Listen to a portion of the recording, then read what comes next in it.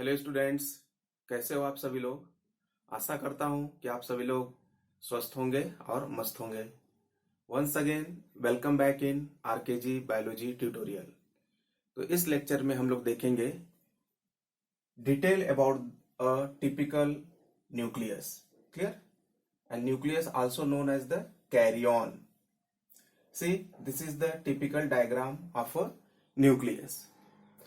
What are the structures present in a typical nucleus? See, this is outer nuclear membrane. This inner nuclear membrane, innermost. Perinuclear space, that means space present between outer and inner nuclear membrane. This highly coiled thread-like structure, that is the chromatin reticulum, and it has two parts: heterochromatin and euchromatin. This fluid inside the nucleus held by the nuclear membrane, that is the nucleoplasm, and in the nucleoplasm a small dense spherical colloidal non-membranous structure present, that is known as the nucleolus. Clear?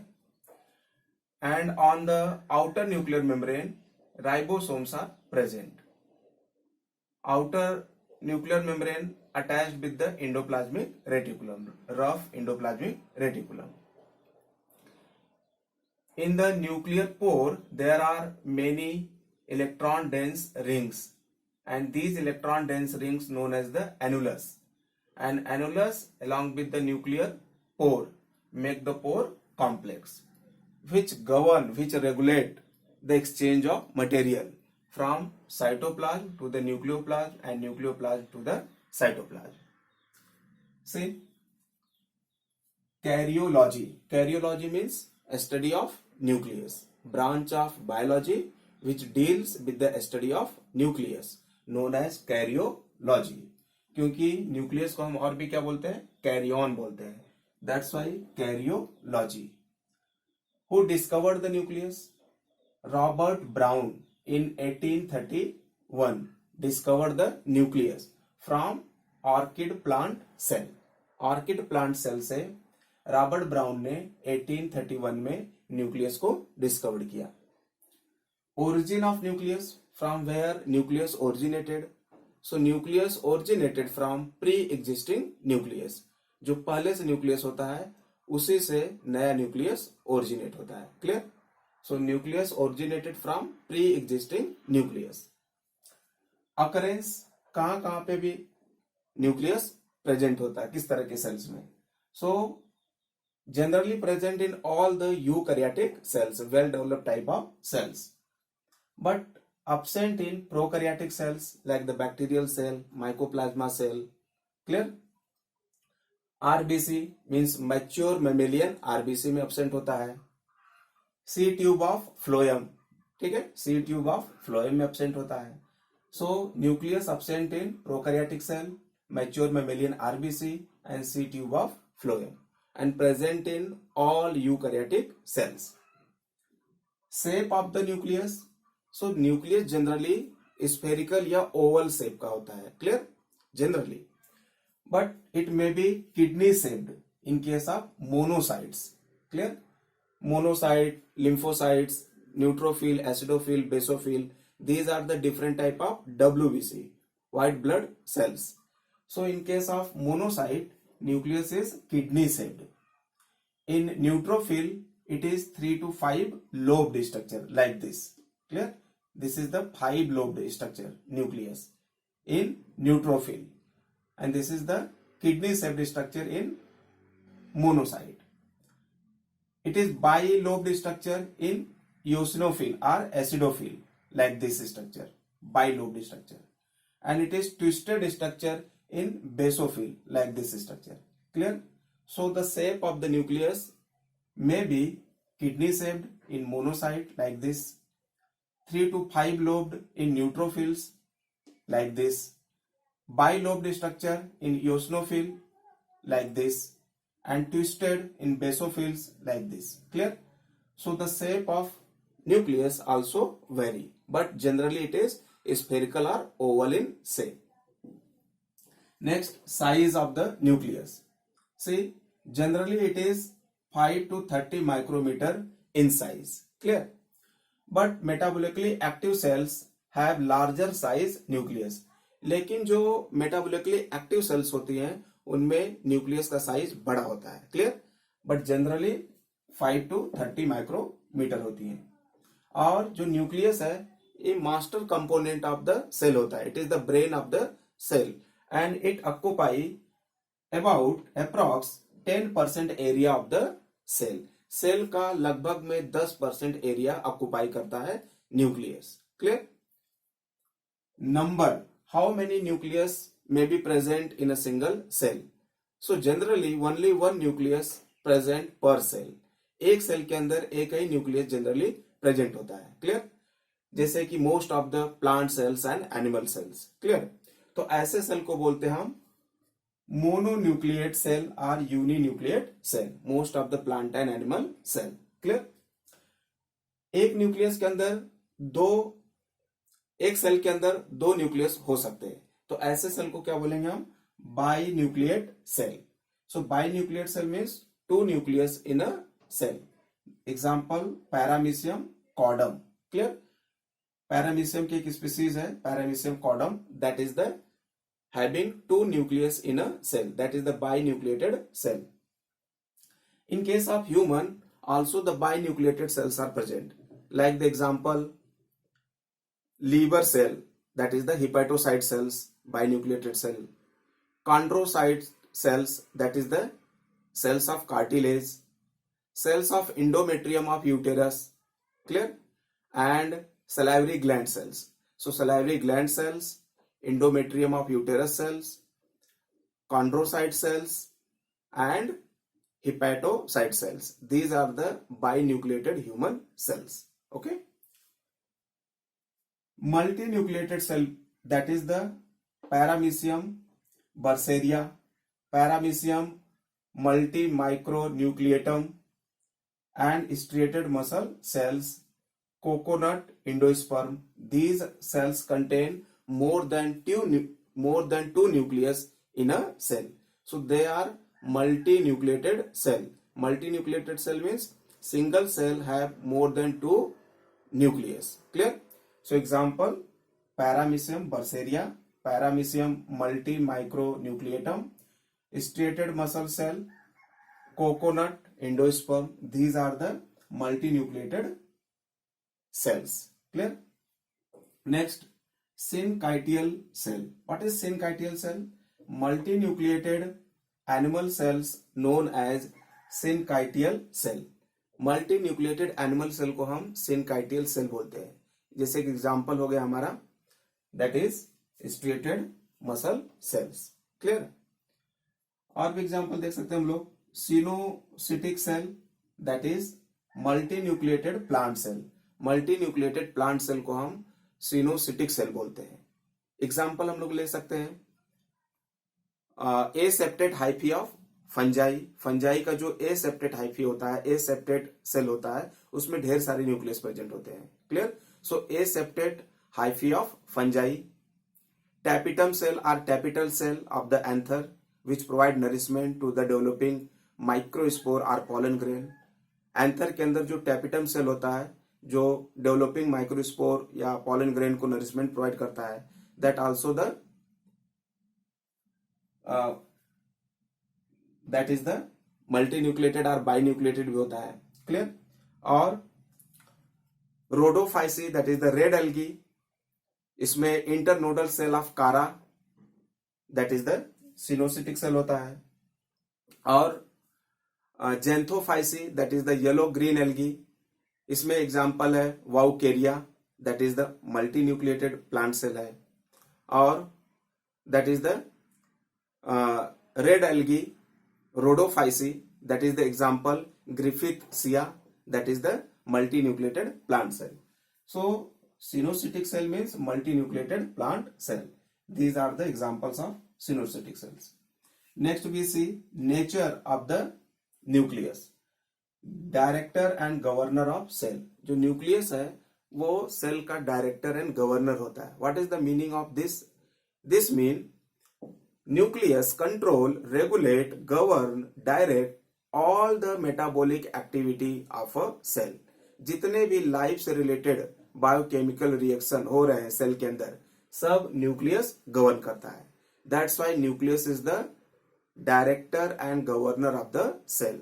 It is very much important in the nucleus. It is considered as the brain of the cell, as our brain control all our activity of our body.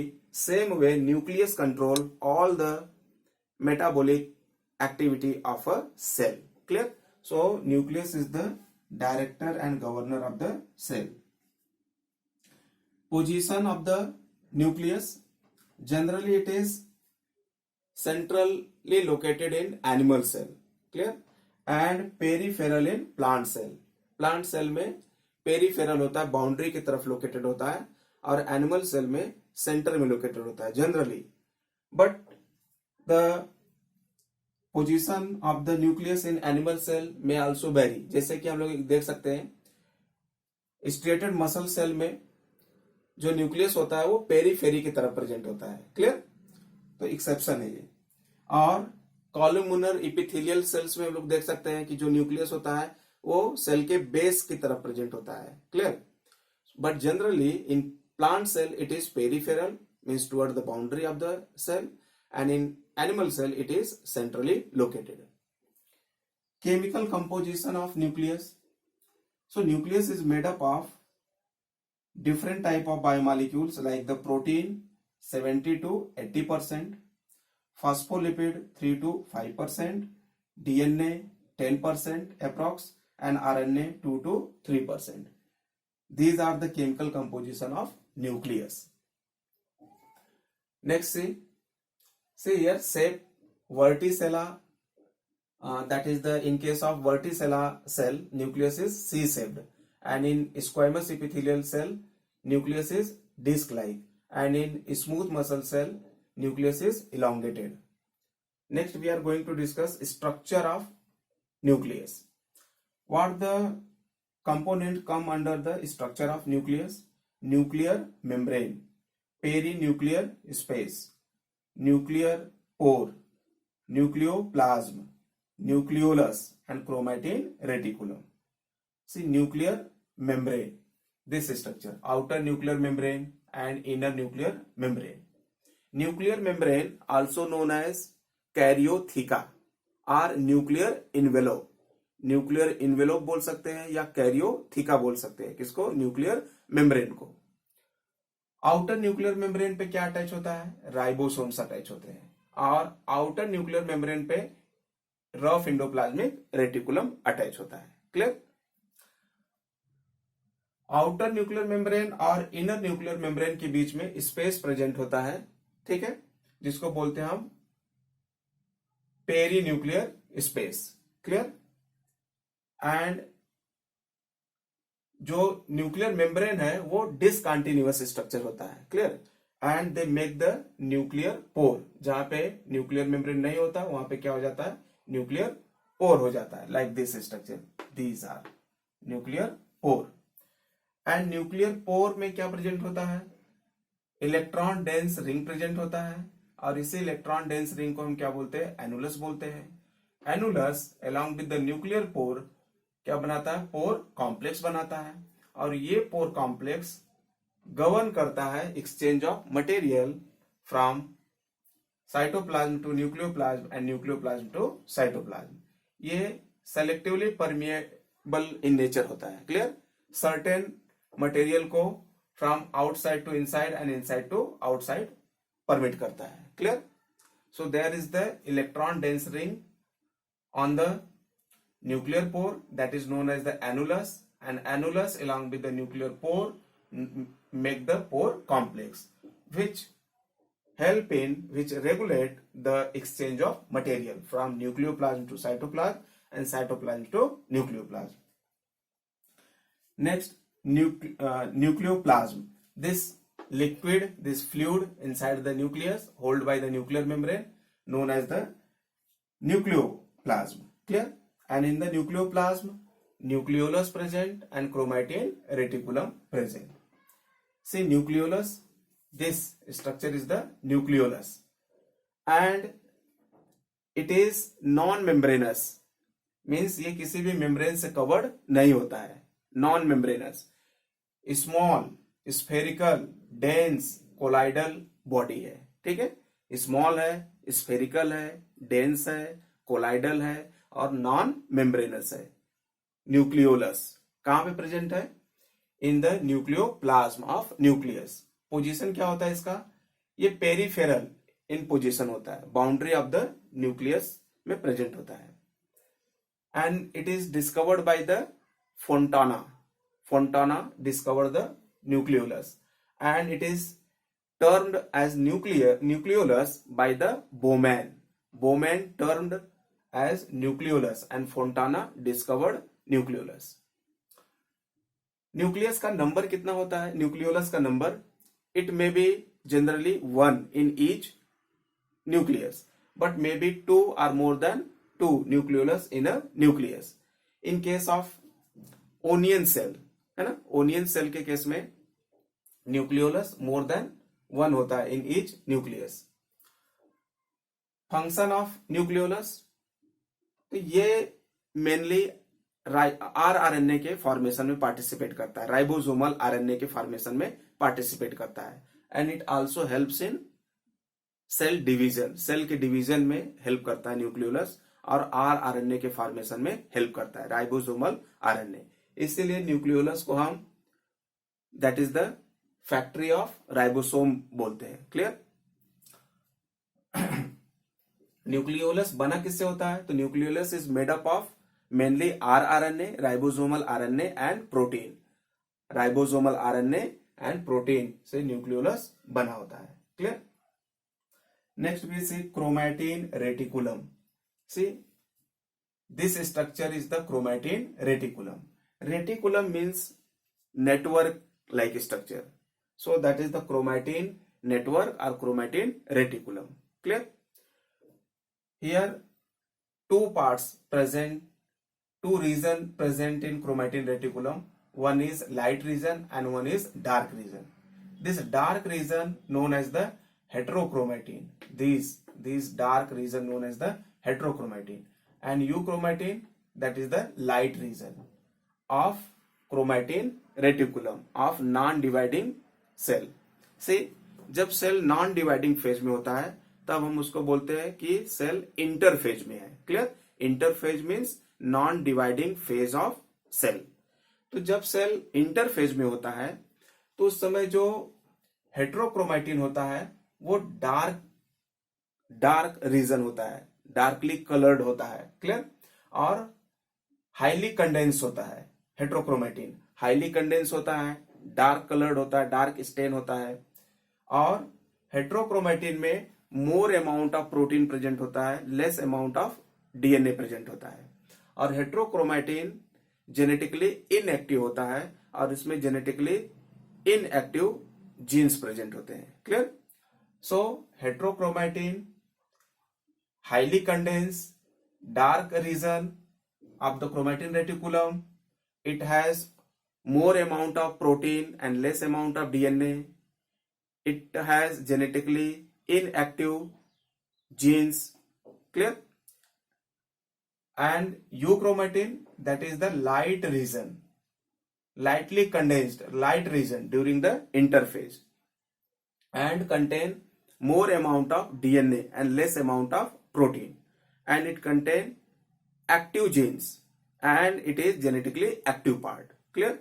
So euchromatin light region, lightly condensed, more amount of DNA, less amount of protein, genetically active part and contain more active genes। Clear? So heterochromatin and euchromatin, that is the chromatin reticulum। See, chromatin reticulum is the highly coiled thread-like structure present in the nucleoplasm of the non-dividing cell। जो chromatin reticulum है ये highly coiled होता है, थीन होता है, invisible होता है, इसमें सेंट्रोमियर अपीयर नहीं होते हैं individual number can not be count. So इस तरह जब जेनेटिक मटेरियल न्यूक्लियस में प्रेजेंट होता है तो इसको हम टर्म देते हैं क्या, क्रोमैटिन रेटिकुलम। क्रोमैटिन रेटिकुलम का मतलब when the genetic material is highly coiled, invisible, unclear, individual number cannot be count, so that genetic material considered as the chromatin reticulum. And when cell undergo the division, chromatin reticulum become uncoiled, clear, visible, centromeres appear, individual number can be count, so that genetic material known as the chromosome. So chromosome and chromatin reticulum are the same thing but different name. Chromosome कब हम बोलते हैं, जब ये clear हो जाएगा, visible हो जाएगा, सेंट्रोमियर अपीयर हो जाएंगे, इंडिविजुअल नंबर काउंट कर सकते हैं हम, और अनक्वाइल्ड हो जाएगा, थिक हो जाएगा, शॉर्ट हो जाएगा, विजिबल हो जाएगा, तब हम इसको बोलते हैं क्रोमोसोम। और जब ये हाईली क्वाइल्ड रहता है, थ्रेड लाइक स्ट्रक्चर के फॉर्म में होता है, इनविजिबल होता है, अनक्लियर होता है, सेंट्रोमियर नहीं अपीयर होते हैं और इंडिविजुअल नंबर काउंट नहीं कर सकते, तब हम इसको बोलते हैं chromatin reticulum. Clear? So chromatin reticulum and chromosome are the same thing. Clear? See chromosome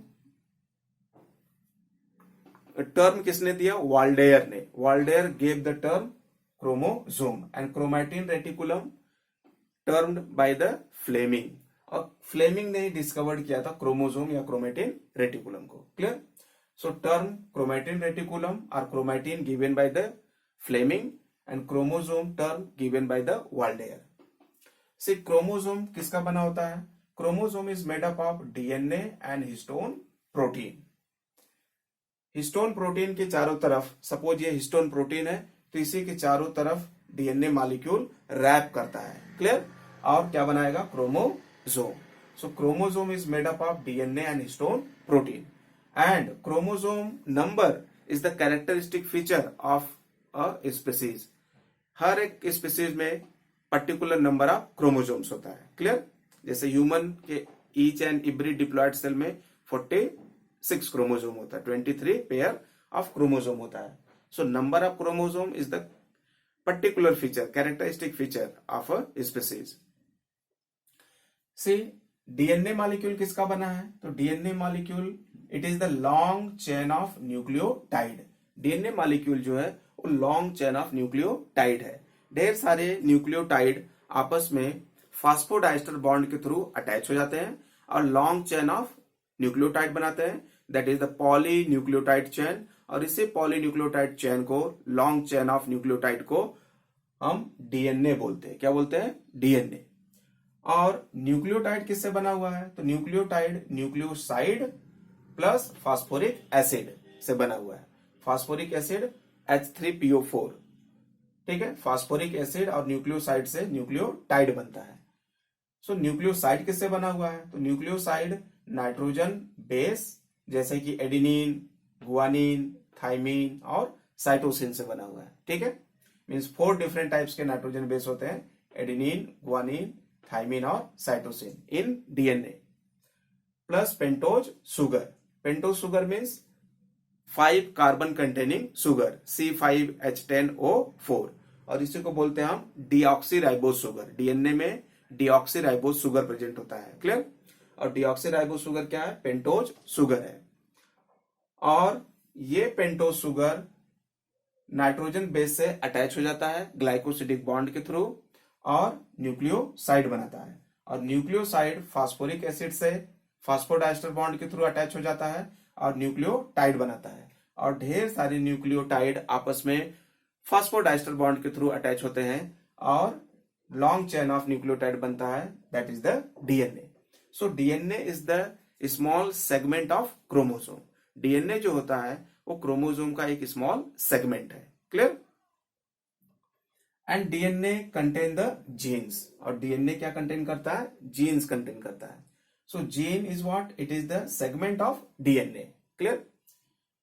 gene is the unit of heredity. Gene unit of heredity है। इसका क्या मतलब है, gene is responsible for transfer of characters from parents to their offspring, from one generation to next generation. Clear? एक generation से दूसरे generation में character का जो ट्रांसफर होता है वो जीन्स के थ्रू होता है. Clear? And gene that is the small segment of DNA and DNA small segment of chromosome. Clear? So that is the unit of heredity. In next lecture we will discuss detail about the different type of cell organelles. And students, I request to you, please share, like, comment and subscribe my channel. Okay.